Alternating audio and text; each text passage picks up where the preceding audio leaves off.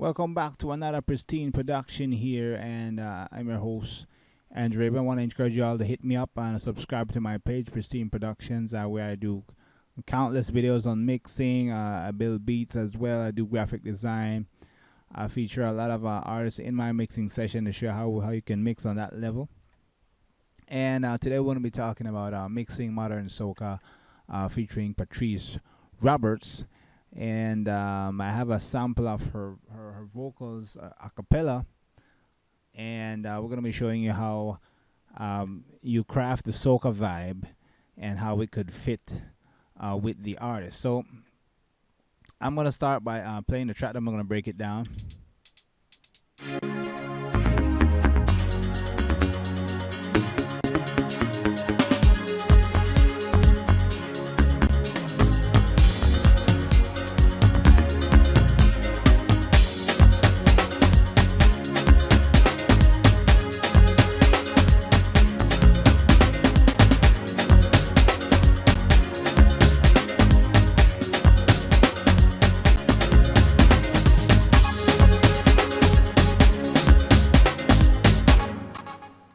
So let's break it down. What I'm gonna do, I'm gonna do some conversion here, just so we can save CPU. So bear with me one moment here while I bounce down my Studio One drummer 2-wave file, so we don't have any abrupt or little noises during this recording session here. So this is a slightly different groove soca, and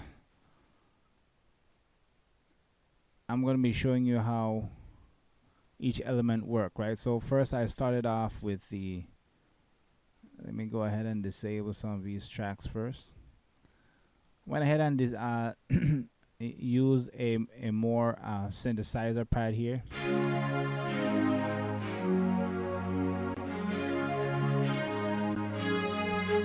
Now there's a way, by the way, I'm using the wave station from Korg. I'm using the bowed string, some old stuff. I took the doubler, and to gain more width, I've disabled the direct signal, so it only leaves the left and right, which open up the instrument more. If I turn on the direct signal, here's what's going to happen, right?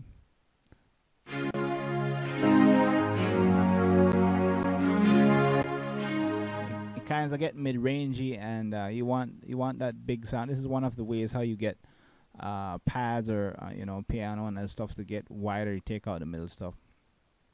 So I'm starting off with that pad there.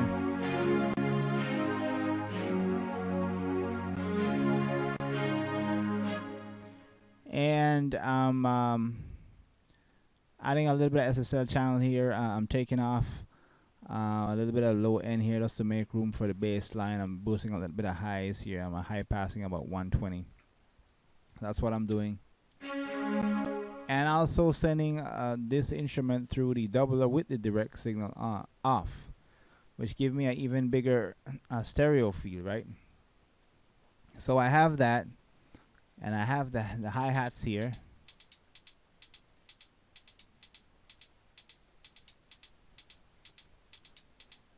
That's a standard loop there.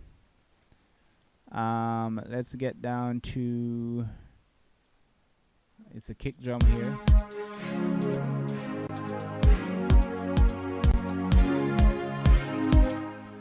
Now what I tend to do from time to time, I'm using a kick from the MPC drum machine, but I'm also taking out a little bit of 91 here just to make a little bit of room for the bass. I'm boosting a little bit of high end here, and I'm parallel compressing this kick because I wanted a bigger punchier sound, and I'm running that through the SSL compressor along with the Puke Tech. So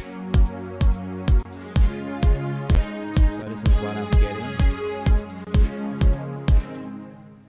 It gives me that, that kind of bigger a feel on the kick drum,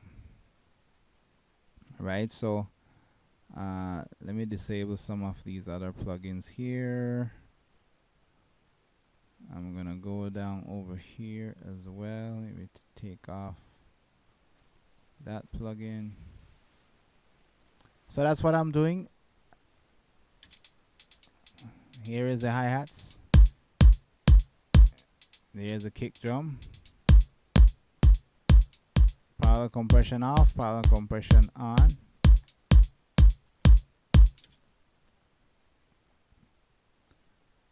And let me go ahead and disable this browser for a moment. And I also have the toms, the rack toms here from the MPC. Let me go ahead and play that. By now you should get familiar with this kind of pattern sound, you know, if you watch these videos. You have that off time toms.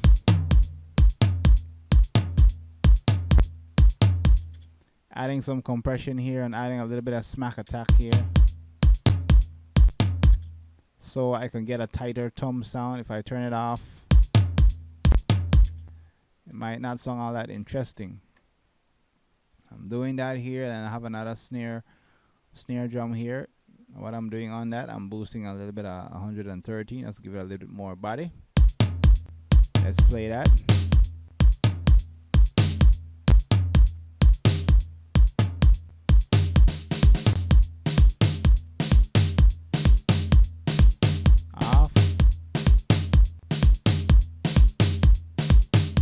So I'm using that to do a fill, and I'm sending a copy of it through the doubler to get a wider snare sound. I'm also taking out some resonance from the drum.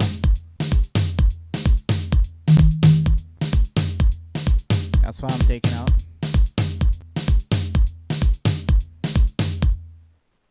So let me get to the next element here.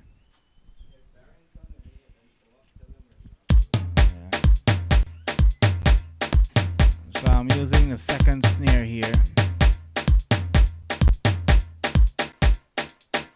That's what I'm using there. Have a little bit of knee I'm gonna turn on.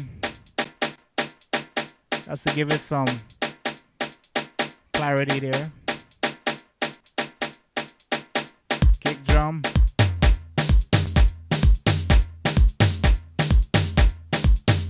Once you establish this groove here, you're pretty much in the ballpark.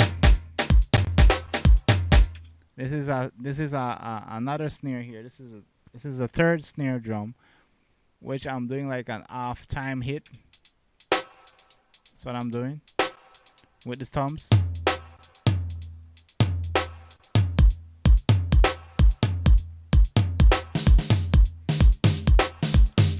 And to top it off, I have some live drums here from the Studio One software.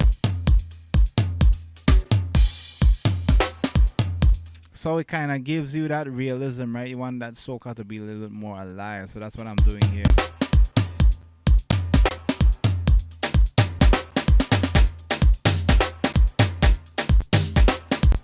So it ties in one sound. Here I have the bass line.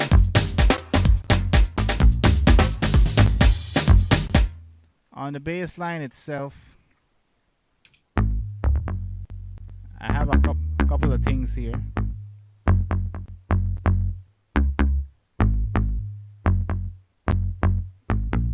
I'm going to show you the reason why I'm using these stuff.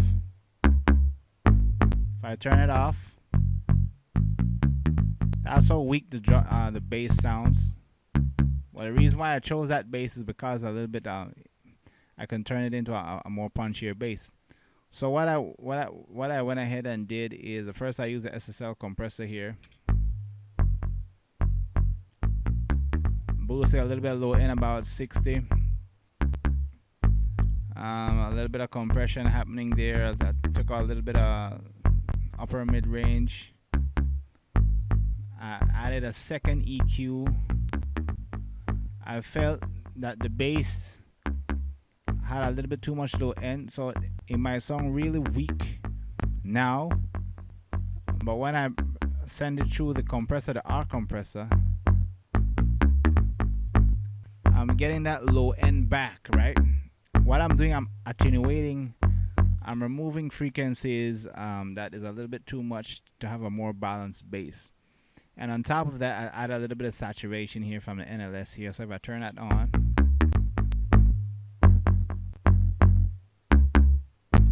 that's how I crafted my bass sound, right? So when I play that there, drums,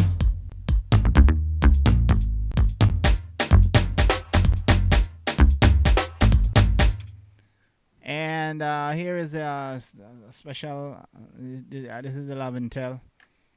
I'm using this to add that more realistic soca vibe. I'm sure you heard a lot of these tracks on Patrice Industrial Sound.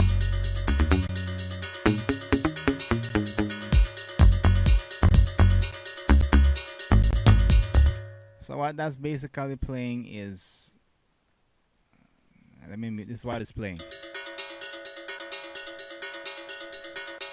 That's what that is playing. I play it in combination with the drums.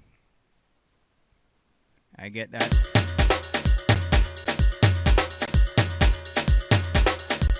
That's the sound you want to go after. And to top it off, I add a little bit of silent here. Musing the Future is now preset just to bring in some voices.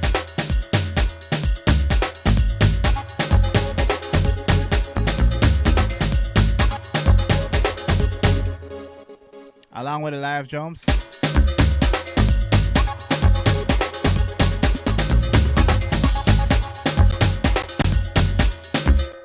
And I have a little bit of a cappella here from Patrice. I'm going to play a little bit.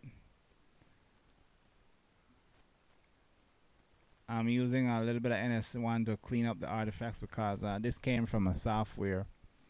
So that's how I established the soca vibe. So I'm going to play a little bit here from the beginning here. I do it like this, I say, yeah. I do it how I feel, I say.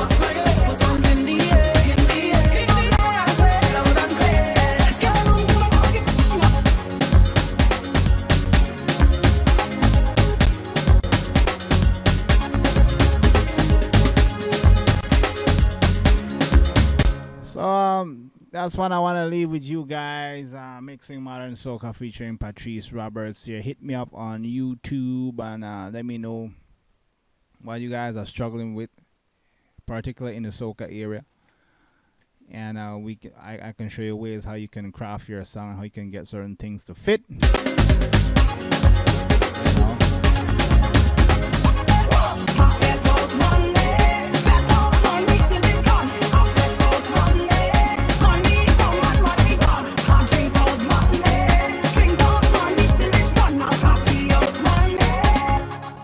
So soca is not a difficult genre.